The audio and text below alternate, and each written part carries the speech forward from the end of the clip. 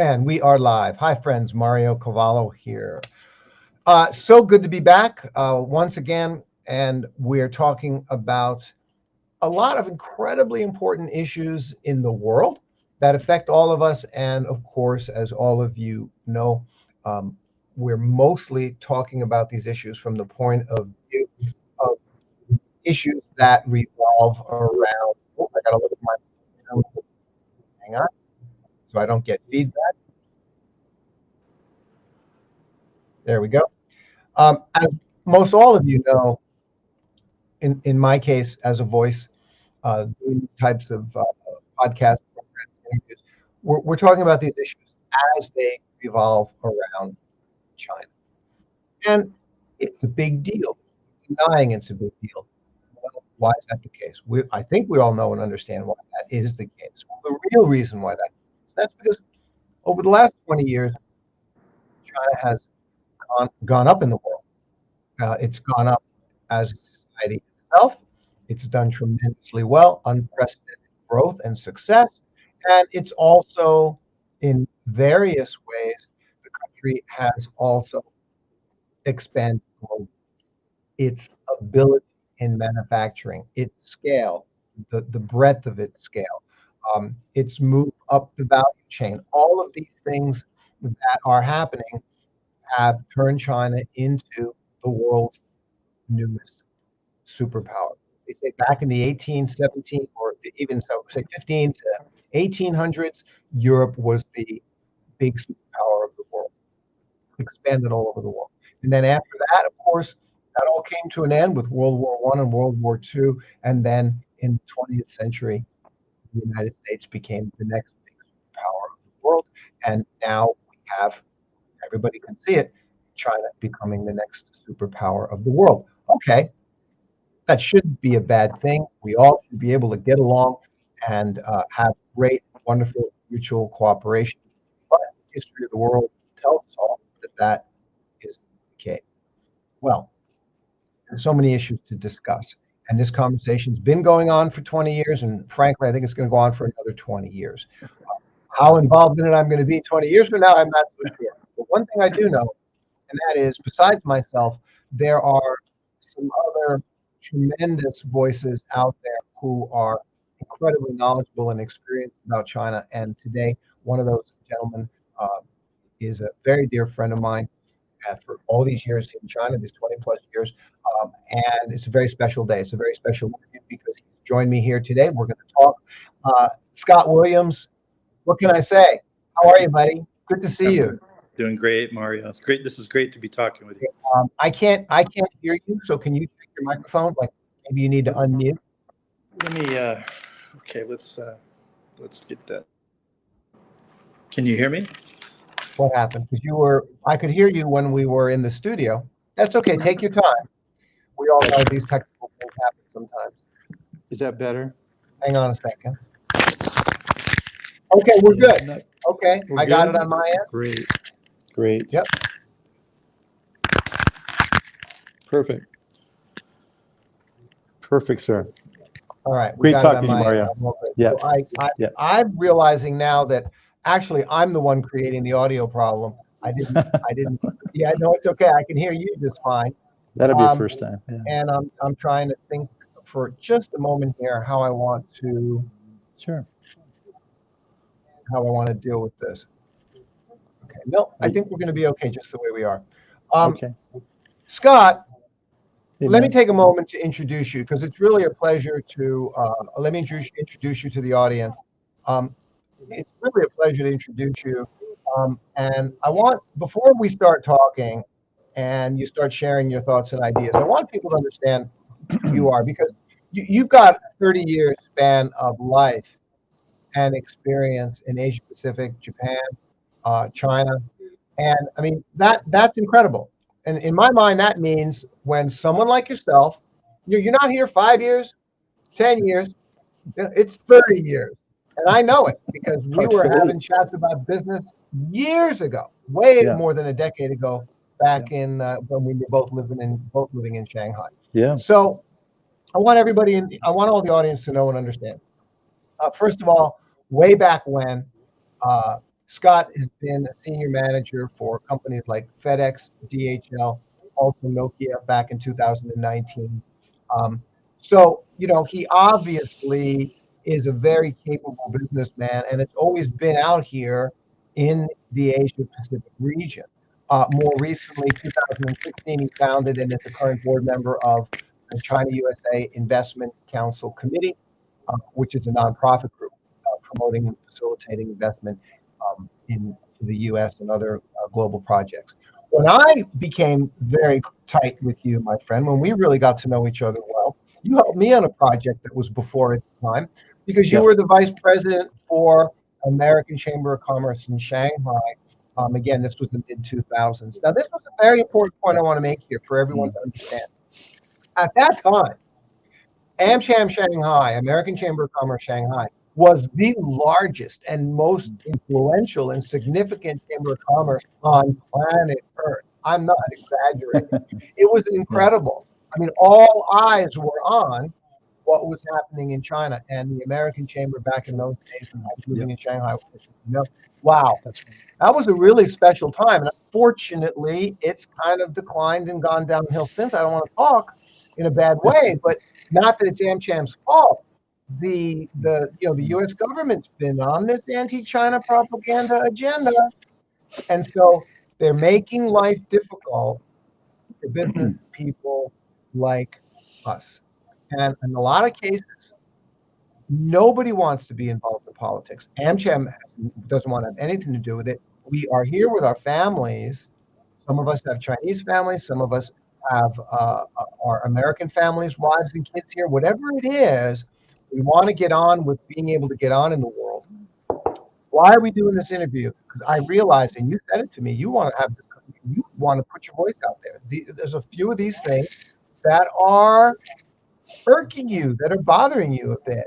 And you shared with me what they were the other day, and we said, well, let's get on air, let's talk about them. So now, go ahead, man. Give me a little brief on what's on your mind, like we started discussing already. Well, Mario, first of all, man, it's great to be talking with you. I think we met 10 years ago in Shanghai, and we've stayed in touch, and I'm following all your videos and feeds, and I'm just really appreciate your honesty and putting things out there. So yeah, you and I started talking about 3 or 4 days ago, and we were observing what's going on with the TikTok hearings in Washington, and that struck up some thoughts and shared a few things. And Scott, I want to interrupt you just for a moment because sure. I want to apologize to you and everyone. There was a technical problem with the audio, and I just solved it. I figured out what the problem was. Great. There was an echo on my end. People watching probably noticed it. I don't know if you heard it or not, but I solved it. We're good. We're ready to go. Now, I didn't mean to interrupt you, but I wanted you to know. And now it's all cleared up. So please go ahead and pick up your thoughts. Great. Well, great. I mean, you and I struck up a conversation a little while ago. You mentioned, I've been in Asia 30 years. I've been in China about 17 years. We've known each other since, God, I think about 2012 when I was with the American Chamber of Commerce in Shanghai. Yeah, I mean, I think the rhetoric right now is becoming so intense. The anti-China sentiment in Washington on both sides of the aisle. I mean, we were seeing this 3 or 4 years ago, but it's intensifying. And then TikTok came up, and these recent hearings in Washington, it really alerted some feelings about the fact that, political survival in the United States, it seems to be if there's 5 things in that recipe of success, one of them by far is anti-China sentiment. And we understand a piece of that, but the problem that I have is that recently my family, I've got 5 brothers and a sister, they're starting to worry about it. They're starting to feel the sentiment. My mom's there. She's 85, and she's unhappy. She's just like she's disturbed mentally. She's just I don't mean she has a problem. I mean she's disturbed mentally by what she's seeing going on. She's just like, "Are you okay?" She said, "I'm worried." I'm like, "Well, Mom, to be honest with you, if you're not worried, you're not paying attention. It's not good." Please continue. That's right. Well, as you said, if you're paying attention, there's nothing but concern. For Americans living abroad, it tends to be even more under the microscope because we view things so intently. We're interested in what's going on, and we watch what's happening. I think the TikTok recent hearings just sort of, elevated our thoughts on the anti-China sentiment. Now, these things are still in process, but I'm a little worried about the outcome, and I hope that things turn out for the best. Yeah.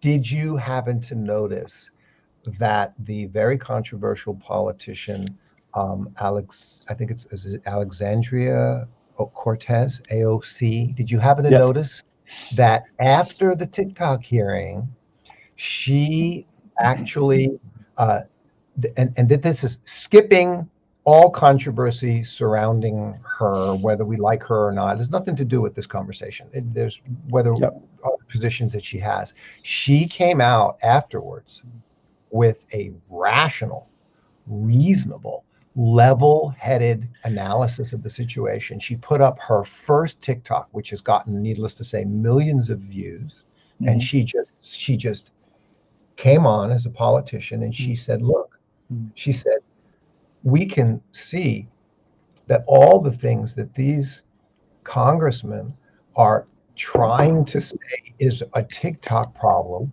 are problems with every social media. We should be talking about the problem of all social media platforms. Targeting TikTok is wrong, and it's also going to accomplish nothing good." You mentioned reasons why TikTok is so important. Go ahead. Well, I mean, I'll be repeating a little bit, but there's 5 million businesses in the United States that use it. There, over 150 million people have used it. There's a billion around the world. And he talked about Shou Chu in the hearing on the Hill, talked about the ownership breakdown, which is was high majority is non-Chinese, and Right. how important that TikTok has been for business. You just mentioned a very popular politician, AOC, who uses it to, reach her constituents and so on. One of the things Mario, I always think about, what was not talked about enough. In the United States, we have the best IT engineers in the world. My first career job was with Intel, and brilliant people. They can solve anything. Yeah. Are you hearing me okay? Yes, no problem. Did you want to finish your thought or Oh, you're just breaking up a little bit. I was just going to say is that there's ways of putting security, to review the firewall, to put security protocols in and monitor on a daily basis, like we do anything else. So it just sort of singled out a little bit more when this anti-China sentiment, and I talk a little bit more, about semantics recently that you and I have mentioned a couple days ago, but we can go into that. But no, it was alarming, and it raised my attention, reached out to you right away. Yeah. Before we go into that conversation about the semantics and onward to these comparisons of these countries and these governments on this topic with TikTok, one of the things that bothered me, there was I don't have the link in front of me. There was some expert who came out, did an interview on 60 Minutes or something, and he talked about all of these problems that, quote, TikTok is causing. And I immediately understood the problem has absolutely nothing to do. He's talking about the content. The problem has nothing to do with the app, nothing to do with the platform, nothing to do with the company, everything to do with his complaint about the nasty content. This was his complaint. His complaint was that TikTok allows nasty, ugly content. And I was immediate, and that the Chinese government designed it that way. Except we know this is completely untrue. The government is who allows the nasty content that's bad for your kids, bad for your families. Am I mistaken? This is not a TikTok problem. To a degree, you could even say the same thing about Facebook, Twitter, etc. It's the laws of the country that allow this garbage content, which is poisoning society, poisoning families, poisoning teenagers, and then Tucker Carlson, who's been very, all the right-wing media has been very anti-China, came up and he did a show last year and he pointed this hypocrisy out. He went out of his normal role. He pointed out that TikTok allows content that is bad for society, bad for families, bad for kids, but that in China, it doesn't. Why? Because the Chinese government doesn't allow it. Yep. So here he was exposing his own hypocrisy because he wants to say that, here's the Chinese government is bad and the Chinese government is evil. But then here he is acknowledging that it is the government of a country, it's the Chinese government that ensures the quality of the content for families, for society, for the community, for children. This is the government's not responsibility in the way they shape the environment of the society, of the community. And this is the point that's very, very clear to me. If a country is in bad shape, that's the government's responsibility. If the country is in good shape, that's the government's responsibility. I don't see how there's any gray area in. What are your thoughts? Yeah, you said it. Facebook, Twitter, Instagram.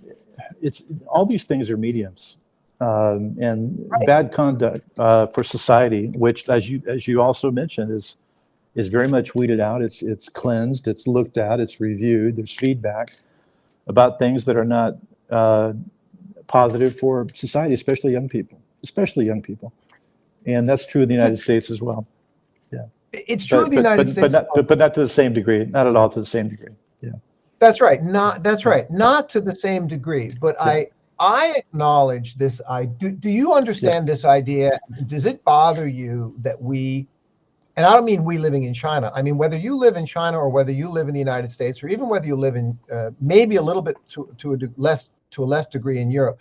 Does it bother you, or do you think it has affected negatively your life? The fact that we don't have any privacy. We don't have privacy. We don't. With our mobile phones, they know where we are. With Google, with our email, they can read and see anything in their Edward Snowden pointed out. This has been the case for well over 20 years, and it's the case more so than ever. It's certainly the case in China, and it's even the case in the United States. Maybe it's still the case to a lesser degree. But my question for you is, does it bother you? Does it bother you? Does it cause you to have a less happy life? I don't find it affects really life on a daily basis. That's why I'm asking. Got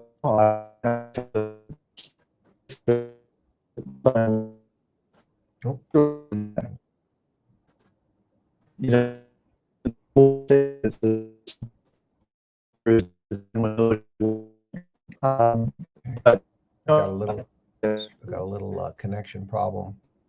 Hang on.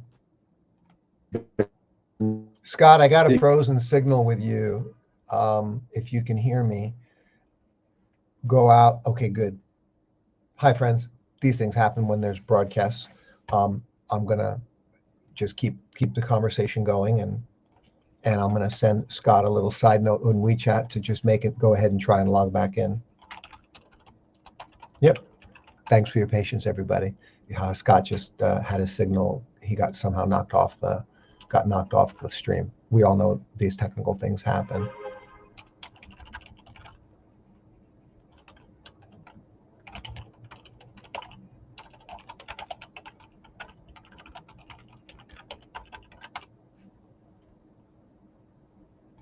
Yeah. I think everybody's understanding, and I just let Scott know just to go ahead and pop back into the studio. We use StreamYard, which is all, I've been using StreamYard for well over a year now, and it's a pretty nice platform. Works very, very well. Doesn't need a VPN, etc.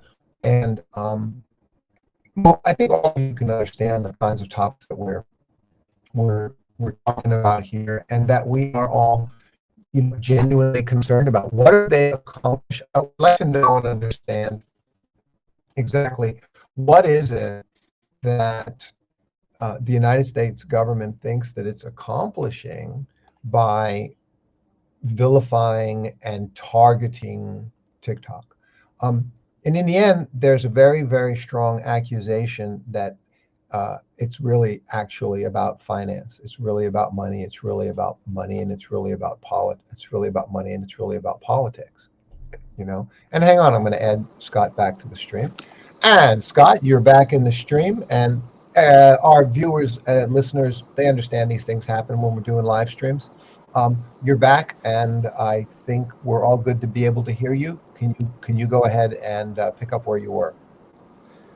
Yeah, I think, let's touch on, the in the United States, political survival is based on anti-China sentiment, and in many ways, as I mentioned, there's five, elements of a recipe for political survival. One of them certainly is feelings on China. Are you hearing me okay, Mario? Yeah, there's a little thing with the signal, but just go ahead and continue now. For me, I want to revert to a mentor of mine. And you know him so well, and I got to know him very close. He was the chairman of the American Chamber of Commerce in Shanghai for several years, and his name is Robert Thelin, who was running China Vest. In China for 40 years. He was the only business that, I believe, the only one that ever got approval 45 years ago to put Zhongguo, China, the Chinese phrase, actually in the legal entity name of his business, the They don't official allow that. company. Yeah. Wow. Yeah, I think he's the only one. So Bob had been here 40 years. His wife, Jenny, amazing lady, was picked as one of the top 100 entrepreneurs across China. Bob was a mentor to many of us, and Bob was purely a businessman. Right. He, after being here 40 years, 2018, latter part of 18 or early 2019, before the pandemic, we invited him to speak. And one of the things he mentioned, after hearing all this Q&A about U.S.-China, because this is always a huge priority of Bob, was the U.S.-China relationship, and he was highly respected. He said, Scott, one of the problems that's a tragedy is the issue of semantics. The word communism is so taboo. I mean, going back to the 1950s, McCarthyism. And basically, if you think about it, that word is so taboo. But when you look at the semantics, change the word communism, which is rarely used these days, and change it into the fact that, the important part of the role of a government should be able to answer to the demands of the will of the people, to make life better, provide national health, and make the country safe, be able to improve your life every year, middle class, lower class, and so on. So Bob, the thought that Bob left with us is the last time he spoke. Then he went back to the United States, and unfortunately, Bob passed away. But he left us that thought, is that semantics is driving a lot of this. Now, what I like about this recently is that you see, and I'm watching CGTN every once in a while, is the Chinese government is pushing the new semantics, or maybe these are old semantics that are coming out on the surface now. And that is that China is probably one of the leading democracies in the world. The will of the people is answered to, as you know, well known, and you've lived here a long time. Every district, every town, every province, those provincial leaders, those neighborhood leaders, those district leaders, if they don't answer to the will of the people, and now how do they do that? They put KPIs. The central government goes through two major sessions during the year, and across the provincial governments and towns and districts, KPIs are created. Those KPIs are specifically for answering to the will of the people, and to improve the society and the things that people care about, the common person cares about. In the United States, one vote, one person, one vote, the will of the people, for the people. At the end of the day, Americans, and I'm talking about me because I haven't lived in the U.S. for long, but my sister, my brothers, my relatives, my friends tell me everything is getting gradually worse. And one vote for one person to have your voice put out there, really, it's suffocated by the top 1% of the wealth having the power to buy politicians. That money is circulated around for marketing and advertising, everything else that manipulates their constituents in their district to keep voting for them and keep them in power. So if you think, where's the best democracy in the world? It's not the United States. We have to admit that, and so these things keep surfacing. Yeah, you're stating what so too many people regard as a shocking idea, right? What could this? What, are you kidding me? I mean, but here you are. You're not someone, like I said, you're not someone who's only been here for 3 years or 5 years or 10 years. And well, I've been here 10 years. That's a long time. No, it's not. 20 years is a long time. 30 years is a long time. Guys like us, we know what's going on. And I only see what you said. The idea, and I want to use some specific vocabulary here to flesh out what you just said. In the United States, we see electoral democracy, right? We see we have the big focus is on the election and the voting, and that's what they mean by democracy. Everyone can vote, and we have elections at every level. Well, what good is it? What is the value of it? In China, it's a people's democracy, meaning the government is run, and let's be very clear and specific, because you already said this part. The government of China operates. It governs. Governs. The verb. It's active. For the people, for the society. If it doesn't, who screams? The people. And who listens? Yeah. I know a lot of other China voices out there, and they point out that when the people start screaming in China, the government quickly adjusts. Right? I mean, and they do. The government adjusts to the will of the people. And if they don't, all hell breaks loose and it gets worse. So the government goes, okay, we're listening to you. A really good example was the pandemic opening up. That's right. I'm on the timeline of this. After Shanghai, they clearly knew from the data that the most recent variant was far less severe. The death rate was very low. With the big Shanghai outbreak. And also there was a couple of additional big outbreaks right after Shanghai. There was a little big one in Guangzhou. There was another one coming up in Beijing and a couple of other places. And we're talking September, October.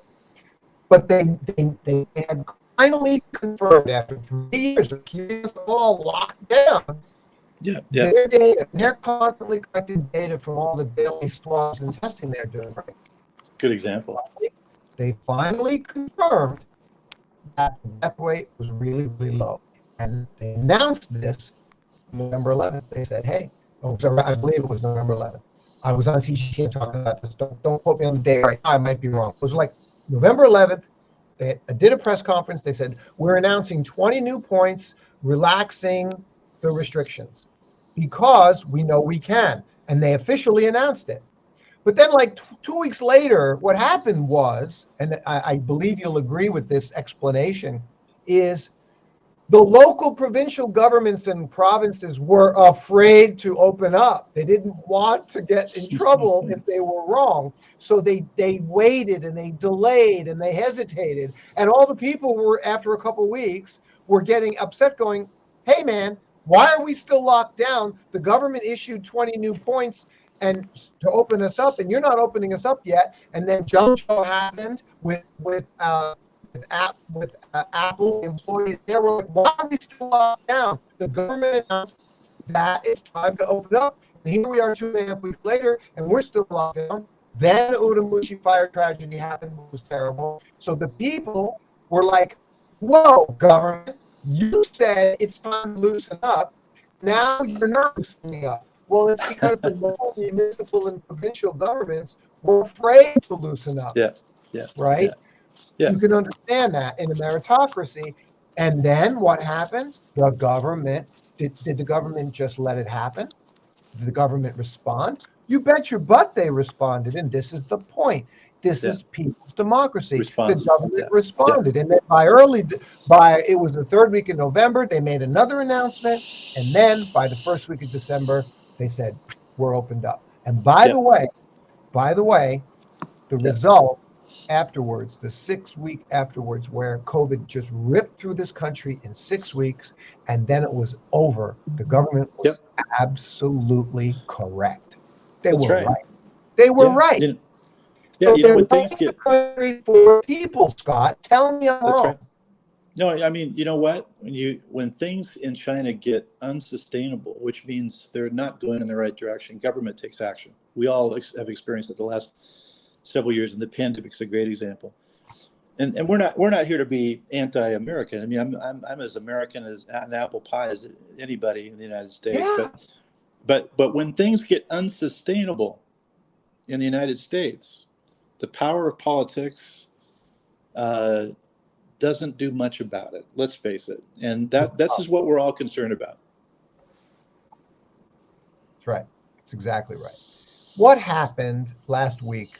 The hypocrisy of it. China did its International Forum on Democracy, and this is the semantics, which Yep. this idea that China is democratic. What does that mean? That they employ or they implement or they execute democratic principles, which are for the people. That's just what the hell the word democracy means. It means for the people. And they brought in George Galloway into Beijing, and I was 2 years ago. I was a guest on his show 3 times. They brought him in from the UK. He spoke at Oh, that event. Unfortunately, I didn't get to go, but it's true because they're really focusing on democracy. And the next item that I want to, which we've been discussing for the last few minutes, and then I want to pivot. It's not okay. only their semantics are not only democracy right now. There's been an enormous shift in China's foreign policy efforts and actions and language out of the ministry toward peace. Toward peace. They want peace, and they want to stay the hell away from these wars. What's your take on all this? No, for years, and Bob Deline and I used to speak to large groups and outside of the chamber, and Bob would always say, and we would agree, of course, is that China is the most peace loving country that I can imagine in the last zillion years. I think you mentioned it in one of your Yeah, podcasts, yeah, and yeah. this is something that's 44 it's years. amazing. Yeah, Yeah, it's amazing. yeah, yeah. 44 years they have risen up, and Hua Chunying, the ministry spokesperson lady, she's been for a long time. She frequently pushes on this, has over the last couple of years, she's frequently repeated this point. China has risen all this time, and it's 44 years since the Sino-Vietnamese war Yeah, conflict thing, yeah, which that's was right. the only last offensive time that China started a war situation. And by the way, it only lasted 1 month. It didn't occupy territory like Afghanistan for 2 years. Now we're still in Ukraine for over a year. That only lasted 1 month, and then China voluntarily ceased fire out of the Sino-Vietnamese war. That was the last time that they offensively engaged in any military Yep, action that's 4 years ago. So she says, well, look, we rose up to this superpower status, and they are. That's a whole nother podcast, right? We could talk for 2 hours on how deeply China's now connected yeah, into the global economy.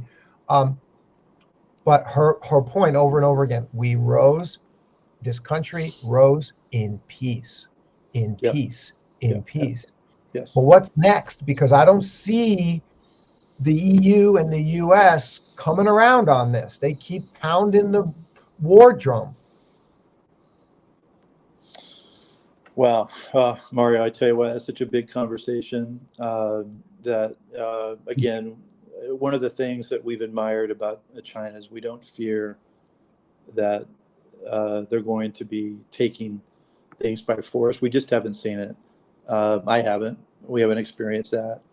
Um, And Mar, if you don't mind, I'm going to shift just a little bit backwards. Like we were, Go we ahead. were talking about, the Chinese, and as we've lived here the last 10 years, we have been here during the 10, 12 years where, for the first time in the history of the world, a country with the economic power the size of China has brought 100 million people out of poverty. Now, I'm going to say a couple things about that.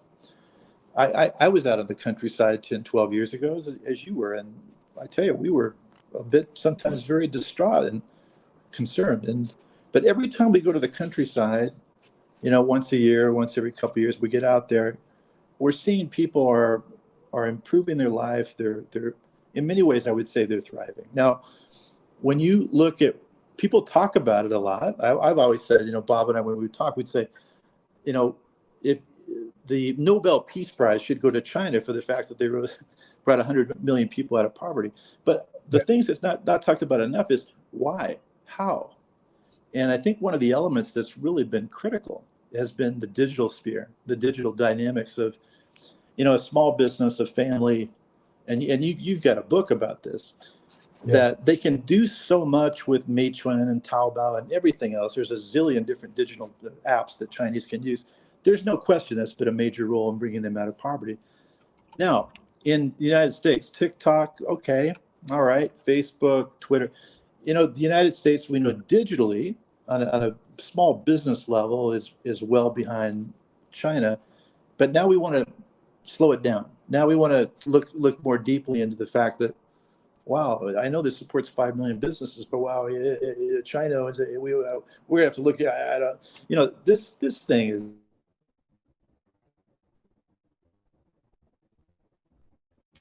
Oh, that's too bad. We lost Scott again. And that's okay, because once again, we'll ask him to come back in. Please, everybody. Sorry about that.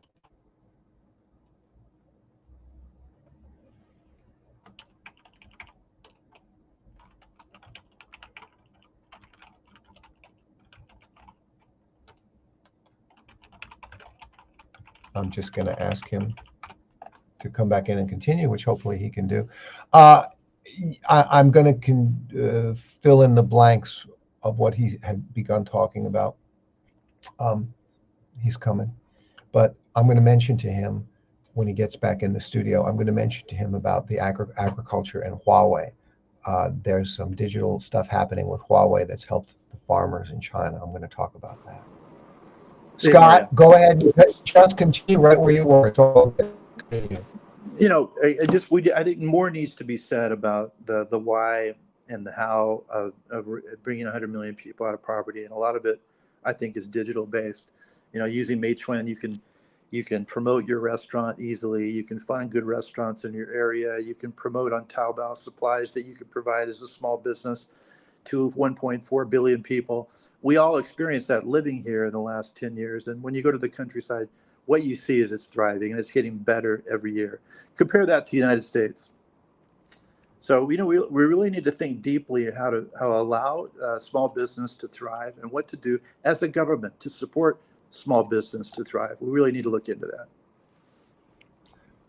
Number one, thank you for getting us off that political war topic. I'm really glad. I'm really glad that you did. That's great. Number two, I've got a couple of great things to add to what you just mentioned. You talked about Meituan. Folks, Meituan here in China is like a delivery app. So it connects all the small merchant restaurants to people who want home delivery, which is huge business, and it's become seamless through the use of our mobile phones. It's created a thriving ecosystem connecting restaurant owners to people. It's just phenomenal.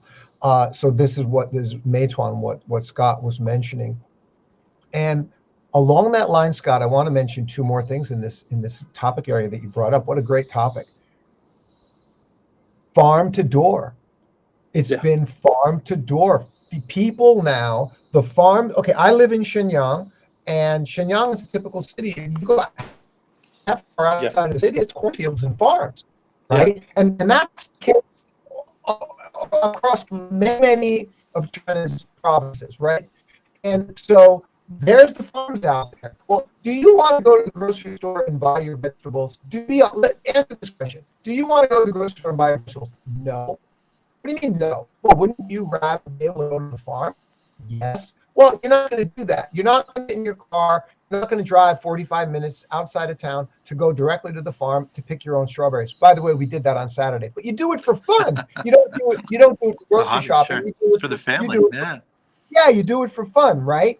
Yeah. But now with these apps, these farms have set up live streaming and their WeChat official accounts, and you can order, and they gather up like 100 orders in a week's time, and they arrange the delivery, and they prearrange where you order, and you get like 5 kilograms or 10 kilogram. You get a farm box loaded with that week's vegetables that they choose based on what's ripe that particular week, and you get a variety, and it gets delivered right from the farm to your door. Now that's example number one. Example number two: Love it. Yeah. agriculture and Huawei the cloud. Huawei is defying all of its trouble, right? My friend Fernando, he and I did a couple of poverty alleviation videos for documentaries for CGTN, as you probably remember. I did the one about Liu Bao Tea down in Guangxi province. Yeah. When I did that one, he was out in, I think it was Sichuan, and he found an area of farmers, this famous area in Sichuan or Guizhou. And in this particular area was hundreds of kilometers and multiple villages where they grow a lot of the famous hot peppers. Okay, so hot peppers, that's what they grow. This whole area, right? Hundreds of kilometers in this region of China. And he was there. Well, guess who connected all the farmers together? Huawei. Through the phone, Beautiful. through the cloud, through an enterprise software for farmers. These are not educated people, Scott. You know, I know, they're not even educated people. These people who are working their butts off, just farming, calluses, rough hair. These people didn't go to college. They started working after like 9th, 10th grade, right? Yeah. They're not quote educated people, Scott, quote, right? But here's these uneducated farmers in their mobile phones, in an app, all the inventory of all the peppers in the neighborhoods, and the temperatures and the soil and the grading of everything in the whole region, the weather patterns, everything and it has just increased the efficiency and therefore the income of what they're doing on the farms. Well, you said it, aided by the digital world. Farmers in the middle of nowhere in China. And then I have to make this last point. I can't thank you enough for bringing this up. And then I guess we're going to wrap it up pretty quick because we're at 42 minutes. I can't thank you enough for bringing this up because there's a false statement that people in the countryside don't have income. They don't have income. They're not making money. Okay, and it's not true. Okay, officially, I lost God again, and he'll come back. Again, his signal was bad on his. I think he's in the hotel room.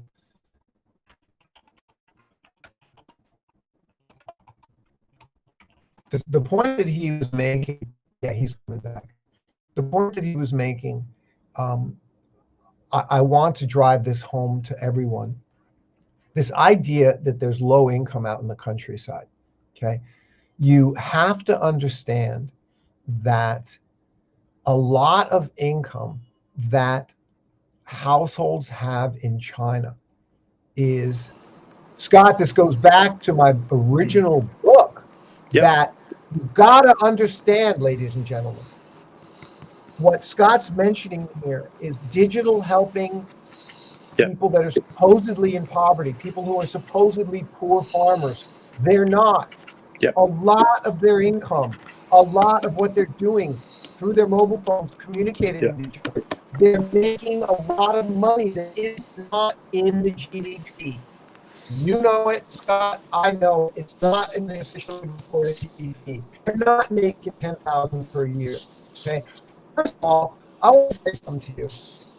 If you're only making $2 a month, but you don't have any expenses, Yeah, you're right. You're making $300 a month. Now, there's yeah, people back in the real world, right? In the real world, people are making $5,000 a month, and at the end of the month, they don't have a dime. exactly. How can Good. that Well, be? good point, It, Mario. it doesn't. Mario, I think Go you ahead. came up with your next book. Yeah, I love yeah. it. You know, I'm and really glad you brought that. and what brought this up? The TikTok hearings. You know, the digital landscape is so critically important for small and medium sized business. So critically important.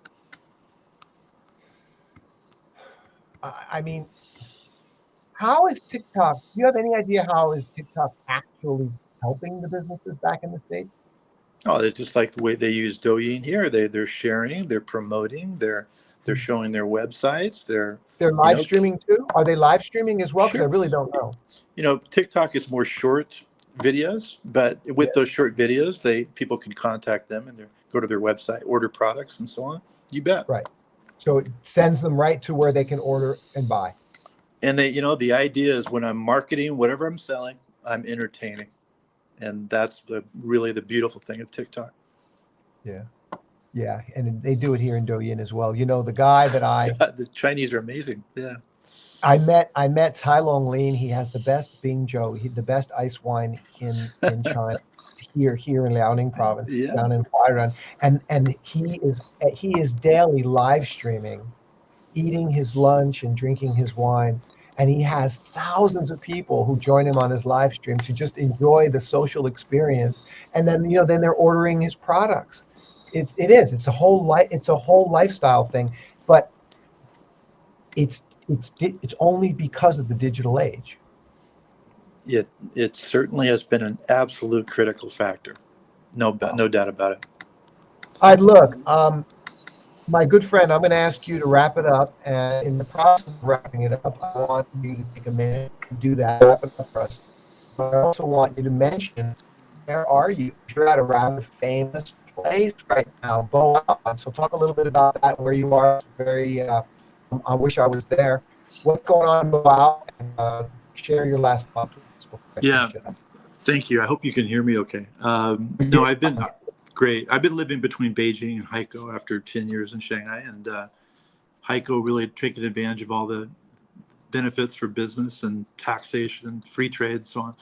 But no, I got the chance to go to Boa. I went to the front part of it, which was the Boa Medical Center, which is the most innovative in terms of deregulation for clinical pretrials, immunology, testing of different medications. So it's the only place in China where a lot of these things can happen. So we've got an opportunity down there in promoting a cancer center for the United States to come in Hainan. So I got to go to the front end of Boao. There's some just tremendous topics there that are happening. And it was a great delight. Just a 2-hour drive from where I live. You know, Mario, between Boao and here and just driving up from Wanning, I saw plantation after plantation that is, the people there are thriving. There's no question. It was just, it's amazing what's going on down here. And it's just a great joy to be here. That's great to hear, man. That's great to hear. How long is the Bow Out Forum? It lasts until Friday, 31st. That's Yeah. great. And you mentioned, and then also, well, no. Well, you mentioned the project you were working on. Do you want to mention it? Because that's a big deal, but or is it a little bit secret? So don't mention it. Yeah, there's a top 3 cancer center out of the United States that has 1% of the best cancer doctors. The United States has advanced rapidly in cancer, medications and Yeah, they pre do a lot pre. of great things in It's America. it's real. America, can I say that? I have to interrupt you for a Of moment. course, Ladies and gentlemen, there's just so many fantastic things about America, about the United States. of They course. do so many good things in this world. So we have to not forget that. But the current crop of politicians, and it's been going on for 20 years, they're letting the place go to hell. And it's really a shame for the Scott, back to you. Go, go, go. No, we're really excited about this. Yeah, There is cancer is a real threat, but and it is. it's not just the elderly. It's it's young people and all the different demographics. And so if technology can be shared from the United States into China, and doctors can go into that location in the United States and be trained, there's just many opportunities to save That's right. lives and advance the technology. Yeah. Well, that's fantastic. Scott, that's it. Anything else, my friend? Now, Mario, great talk. I hope we can talk about other topics in the future. And it's just it's wonderful to see the work you're doing. That's great. And you too, my friend. Friends, we're going to wrap it up. I'm going to take a quick look here at all of you who've joined us in the stream and see what kind of any comments we have to discuss. And yeah, right. It's just, yeah, Hang Tuo, always great to see you. It's really unfortunate that, Donald Trump started that thing with, the Republican committee making the recommendation to him that if you want to get reelected, the way to do it is to badmouth and attack China, blame China for all your problems, for all of our problems, blame China for the pandemic. If you do that, you'll get reelected. And he chose to do that as an election strategy. Can you imagine? So that's the problem with politicians and anything they say. They just can't be trusted. Another guy on the in the feed is trying to say that China's not a democracy. It's a democracy because you don't have freedom of speech. Well, this is just not true. Number one, you have plenty of freedom of speech here in China. You know, in US social media apps, okay, there are millions of comments and you can read them because they're in English and you speak English. Well, there's millions of comments in Chinese apps, lots of which are criticizing and complaining about the government. They're there every single day. So when someone says to me, no, there's no free speech in China, you can't criticize the government. No, it's not true. You just can't read Chinese, so you don't see them and you don't read them and you don't know that because you're not in Weibo. Okay, you're not in these Chinese apps to see all the conversations that take place. Are there more limits here in China? Yes, there are. And that's a good thing. Okay. You can stand on the street corner and hold a sign saying, fuck Xi Jinping. You can. And that's a very good thing. Do you know why? Because standing on the street corner and doing that disturbs the peace. It's not civil. It's not decent. You understand? And maintaining civility and decency for your family, for your grandma, for your children, to be able to have a safe, stable, civil, decent society, to go out in that society and feel safe and comfortable and not be in fear when they walk out their door. That's more important than your individual free speech right to go out there and make trouble for people. And along the time and along the way of which you, in exercising your uncivil, indecent free speech, you infringe upon and violate the freedom and rights of everybody else in the community. So screw you. China doesn't and won't allow it. So I'm good for that. I've been here 24 years. All right. What else? Jason, thanks for joining. Kevin, thank you for joining. And that's about it. What's going on with durians? What? Durians? What? Hang on. Oh, man. Durian. I can't stand it. Right? My mother-in-law loves durian. Durian pizza. This is the sacrilege of Italian food. Oh, man. Well, durians down in Hainan Island. That's fantastic. Yeah. And that's about it, guys. And I think we're done here. Yeah. We are done. Ladies and gentlemen, I have Counterpoint China, my newsletter on Substack. Please subscribe. I have a very special offer right now.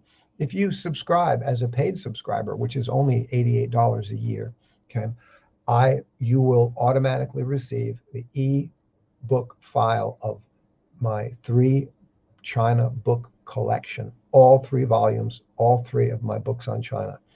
The first one, The Truth of Trillions in a Culture of Cash. The second one, The Dragon Roars On. And let me go back. The Truth of Trillions and a Culture of Cash, which was originally published by Sino-Media International, San Francisco, back in 2011, I believe. 2017, I self-published The Dragon Roars On, which was a follow-up book to the first one, just a kind of a continuation and an update 6 years later. Third book is very different. Something's not right here, folks. It was a book that was very specifically a collection of the story of all that had happened during the pandemic period when the pandemic hit China in December, January 2020 through June of 2020, in that 6-month period when China succeeded in eliminating, by locking down and locking its borders, and eliminated the pandemic. Well, there was all kinds of things happening during that period. And that book serves as I want to say, a memory of that incredibly special time on planet Earth, especially here in China. And that book, I'm happy to say, was published by one of the oldest and best publishers in Hong Kong, Skylark Publishing, and they published it only in hardcover commemorative book print form. So sorry to tell you, it's not available as an ebook until now. All 3 books in an e-file are yours. If you become a paid subscriber, you get all 3 books. I send that to your email for free. So I'm happy to share that with you. Anything else? Make your comments down in my YouTube channel if you're not a subscriber there, and see you on Twitter. See you in all of these spaces out there. Wish everybody the best. We've got to do our best to keep moving forward, dealing and tackling so many of the issues that are out there, and we're focused on reality, on evidently observable, clear facts and truth. Thanks, everyone, and we'll see you next time. Bye-bye.